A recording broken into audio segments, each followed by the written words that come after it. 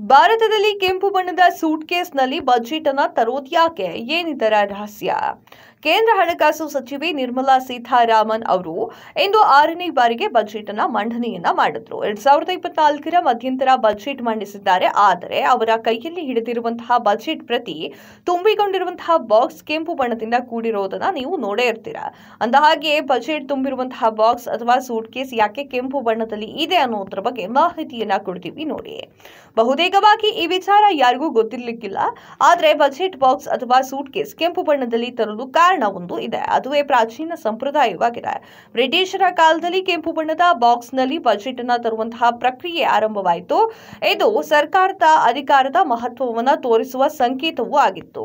ಹಾಗಾಗಿ ಅಂದಿನಿಂದ ಇಂದಿನವರೆಗೂ ಕೂಡ ಬಾಕ್ಸ್ ಅನ್ನ ಕೆಂಪು ಬಣ್ಣದಲ್ಲಿ ಇಟ್ಟಿರ್ತಾರೆ.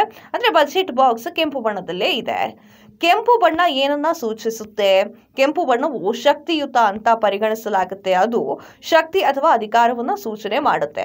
ಸೂರ್ಯ, ಬೆಂಕಿ ಇವೆಲ್ಲವನ್ನು ಒಳಗೊಂಡಂತೆ ಕೆಂಪು ಬಣ್ಣದ ಸೂಟ್ ಕೇಸ್ನಲ್ಲಿ ಬಜೆಟ್ ಅನ್ನು ತರಲಾಗ್ತಾ ಇದೆ. ಭಾರತ ಮಾತ್ರವಲ್ಲದೆ ವಿದೇಶದಲ್ಲೂ ಕೂಡ ಹೌದು, ಅಂದ್ರೆ ಕೆಂಪು ಬಣ್ಣದ ಸೂಟ್ ಕೇಸ್ ಅನ್ನೇ ಬಳಕೆ ಮಾಡಲಾಗ್ತಾ ಇದೆ. ಭಾರತ ಮಾತ್ರವಲ್ಲದೆ ಹಲವಾರು ದೇಶಗಳು ಬಜೆಟ್ ಅನ್ನ ಕೆಂಪು ಬಣ್ಣದ ಬಟ್ಟೆ ಅಥವಾ ಸೂಟ್ ಕೇಸ್ನಲ್ಲಿ ತರುವ ಮೂಲಕ ಬಜೆಟ್ ಮಂಡನೆಯನ್ನ ಮಾಡ್ತಾರೆ. ಕೆಂಪು ಬೇಗ ಗಮನವನ್ನ ಸೆಳೆಯುತ್ತೆ.